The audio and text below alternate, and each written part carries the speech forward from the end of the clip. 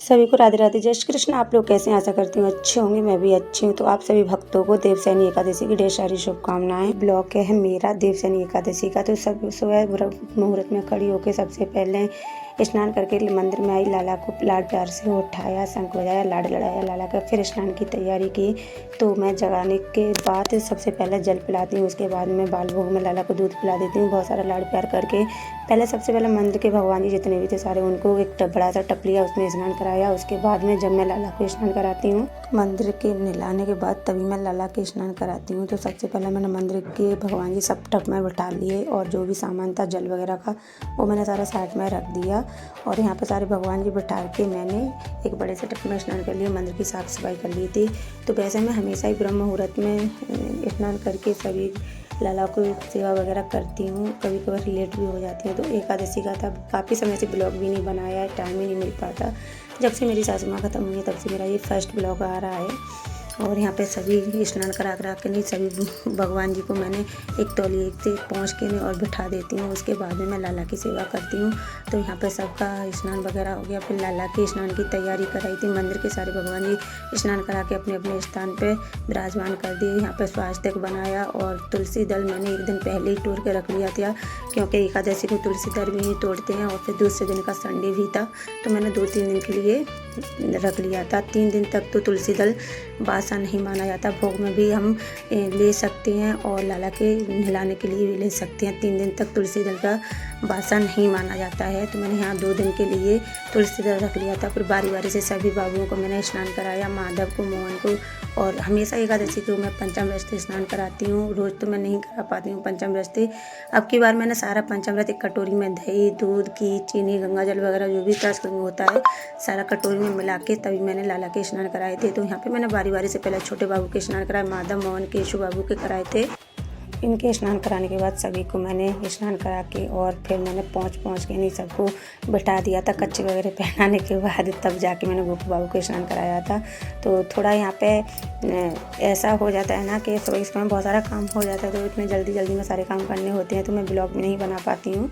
और आज मन करा लाला की कृपा से, मैंने सोचा चलो एक एकादशी का, बड़ी एकादशी है, देवशयनी एकादशी है, तो मैं लाला का ब्लॉग बना ही लेती हूँ। और क्या बोलते हैं, यहाँ पे देखो मैंने कितने प्यारे लग रहे हैं। और पंचामृत से नहाते हैं उस दिन बहुत लाला खुश रहते हैं। यहाँ पे एक दिन पहले मैं चंदन से नहला देती हूँ, जो नहलाने वाला लाला का चंदन आता है उससे स्नान कराती हूँ। और दूसरे दिन जैसे एकादशी होती है तो मैं पंचामृत से स्नान करा देती हूँ। वैसे मैं रोज़ नहीं कराती हूँ, हमेशा एकादशी को ही पंचामृत से स्नान कराती हूँ। तो यहाँ पे इसी टप में मैंने सभी लाला को नहला दिए थे, और भगवान जी को भी इसी में नहला दिया था। जो भगवान जी का जल था वो मैंने एक पतीले में कुल लिया था, उसके बाद में फिर लाला को नहलाया था। और यहाँ पे नहला के लाला को अच्छे से पोंछ लिया था। पोंछने के बाद ही मैं वस्त्र पहनाती हूँ। और इन्हें नहला के सारे बच्चे मैंने एक साथ में बिठा दिए थे लाला। और फिर मैंने बेडशीट सही करके उसी जिस पे मैंने नहलाए थे वहीं पे मैं टेबल है उसी पे लाला को विराजमान करती हूँ। यहाँ पे इत्र सेवा वगैरह दे दी लाला को। उसके बाद में सभी बच्चों का श्रृंगार करेंगे। चलिए मैं श्रृंगार करती हूँ। और मेरे ब्लॉग में एंड तक बनी रहिएगा, अपना प्यार दीजिएगा। और ब्लॉग कैसा लगा वो कमेंट में ज़रूर बताइएगा। एंड तक ज़रूर देखिएगा ब्लॉग को, क्योंकि मैं ब्लॉगिंग बहुत कम करती हूँ, टाइम ही नहीं मिल पाता मेरा। समझो काफ़ी समय बाद अब की बार मैंने ब्लॉग बनाया है। तो यहाँ पे ये वाली पोशाक मैंने निर्जला एकादशी को बनाई थी। तो यहाँ मैं गांव चली गई, तो मैंने उस टाइम लाला को वहीं पे मैं छोड़ गई थी, गांव नहीं लेके गई। तो इस ड्रेस मैंने नहीं पहनाई पाई थी, मेरी बड़ी वाली दीदी थी उनने पहनाई थी। तो मतलब फोटो वगैरह कोई शूट नहीं किया लाला का। तो सोचा ये देवशयनी एकादशी आज मैं लाला को पहना देती हूँ, और इसका वीडियो वगैरह भी शूट कर लूँगी। तो मैंने फर्स्ट टाइम लाला के लिए पोशाक बनाई थी। तो बताइएगा ज़रूर ये पोशाक कैसी लगी है। मैंने कभी लाला इससे पहले लाला के अपने हाथों से बना के नहीं पहनाई। मतलब मेरी जो बड़ी वाली दीदी है और बेटियां वगैरह ही बना के पहनाती हैं लाला को। फर्स्ट बार मैंने अपने हाथों से पहनाई, और इतना प्यारा लग रहा था। माधव, लाडू सब के मैं क्या ही बताऊं। देखो लाडली को कितनी प्यारी लग रही है। मुझे इतनी खुशी मिल रही जब मैंने अपने हाथों से बनी हुई पोशाक धारण कराई थी। कब मैं शब्दों में बता नहीं सकती इतनी खुशी। वो आप वीडियो में देख ही सकते हैं मेरी खुशी को। इतनी खुशी हो रही जैसे हम कोई नया काम करते हैं। और उसके बाद जब मैंने लाला को धारण कराई अपने हाथों से और आँखों से देखी, तो मेरी खुशी का कोई ठिकाना ही नहीं था। और अच्छे से मैंने प्यारा सा सुंदर सा श्रृंगार किया था। और लाला का देखो सजने के बाद इतना प्यारा लग रहा था कि मैं क्या ही बताऊं। मुझे तो लग रही लाला को बस निहारती ही रहूं। मुझे लगा कहीं मेरी ही नज़र ना लग जाए मेरे लाला को। बहुत ज़्यादा प्यारा लग रहा था। थोड़ा एडिटिंग वगैरह करते हैं तो ब्लॉग लेट तो हो गया है। कल का ब्लॉग है ये देवशयनी एकादशी का, तो कल मैंने अपलोड नहीं कर पाया था। एडिटिंग वगैरह करते हैं, वॉइस वगैरह लगाते हैं तो बहुत टाइम लग जाता है। जो लोग यूट्यूब चलाते हैं, यूट्यूब पे वीडियो अपलोड करते हैं, उनको तो सब पता ही रहता है, घर के काम भी हो जाते हैं, तो इसीलिए मैं ब्लॉग वगैरह नहीं बना पाती हूँ, बहुत कम बनाती हूँ। शॉर्ट्स वगैरह ही ज़्यादा अपलोड करती हूँ। तो देखो बने रह गई है मेरे, और जो तुम सभी लोगों ने मुझे इतना सपोर्ट किया है उसके लिए बहुत बहुत बहुत ज़्यादा धन्यवाद। और यहाँ पे देखिए, और बताइएगा ज़रूर मेरे बाबू का ये वाला पोशाक श्रृंगार कैसा लग रहा है। इतने प्यार से मुझे इतनी खुशी होती है जब लाला को सजाती हूँ, और देखो कितना सुंदर लग रहा है। बाबू का श्रृंगार करने के बाद लाडली का और माधव मोहन बाबू का सबका श्रृंगार किया, बारी बारी से छोटे छोटे बाबुओं का किया। तो बस यहीं पे मैंने ऐसे करके नहीं अपनी एकादशी लाला के साथ मतलब आई थी। और मैं घर पे ही पगड़ी बनाती हूँ, मुकुट वगैरह मैं बहुत कम लगाती हूँ। एक लंबे आकार में पट्टी बना के उसी के मैं अपने हाथों से ही लाला के सर पे जो बाल होते हैं उन पे मैं पगड़ी बना देती हूँ। जैसे बड़े का लाला की बनाती हूँ गोपू बाबू की, उसी तरीक़ा से मैं माधव मोहन केशु भी सबकी बना देती हूँ। जो चिमटी आती हैं, जो बेटियाँ लगाती हैं, देखो माधव कितना प्यारा लग रहा है। और यहाँ पर मोर पंख लगा दिया, इतना प्यारा लग रहा था कि मैं क्या ही बताऊँ।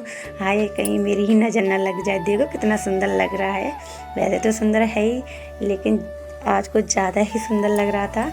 और वो वाली चीज़ जो लाडली का चंद्रिका वगैरह ये मैं सारी लाला की कृपा से अपने हाथों से ही बना के नहीं धारण करा देती हूँ। और बनी रहिएगा मेरे वीडियो में, एंड तक मेरा पूरा ब्लॉग देखिएगा।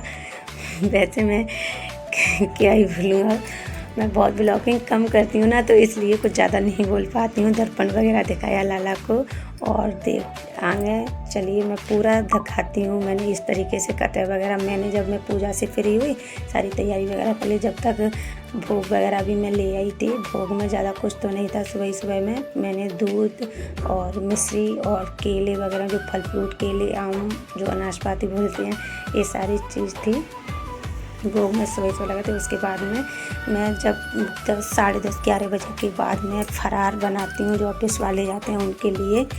और मैं यहाँ पे सारी पूजा से तैयार हुई थी, तैयारी करके फ्री हुई, तब तक हस्बैंड भी आ गए थे मंदिर से। वो पास में मंदिर, वहाँ पे जाते हैं स्नान करने के लिए, वहाँ से आ गए। तो हम दोनों ने ही साथ में फिर अपनी जो कथा वगैरह थी वो साथ में ही पढ़ी थी।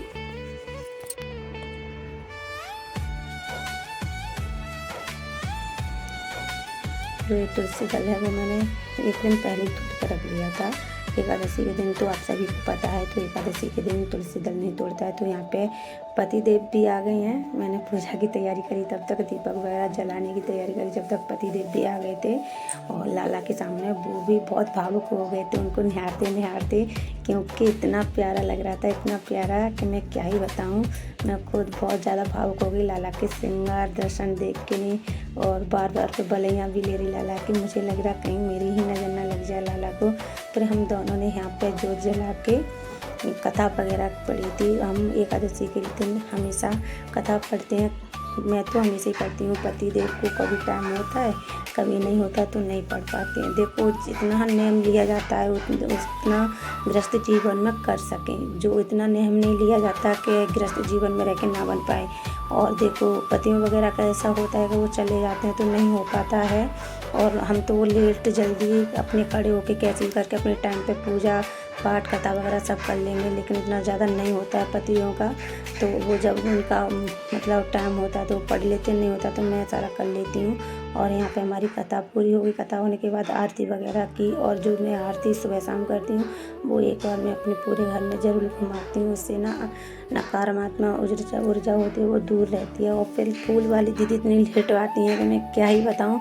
मेरी पूजा पूरी हो गई थी, उसके बाद में फूल वाली दीदी आई थी। जब फूल चढ़ाए थे सभी लाला को, मैं मंदिर पे पूजा भी कर आई, तुलसी माँ को अर्घ भी दिया, ईश्वर भगवान को दिया। उसके बाद मतलब मेरी पूजा कंप्लीट हो गई। उसके बाद में फूल वाली दीदी आई थी। तो इसी तरीके से मैंने सारी अपनी पूजा सेवा करके मैं फ्री हो गई थी। भोग वगैरह लगा के फ्री होने के बाद जब जाके नहीं अपना घर के बच्चे वगैरह के लिए खाना पीना बनाया। तो आपको आज का ब्लॉग कैसा लगा बताइएगा ज़रूर।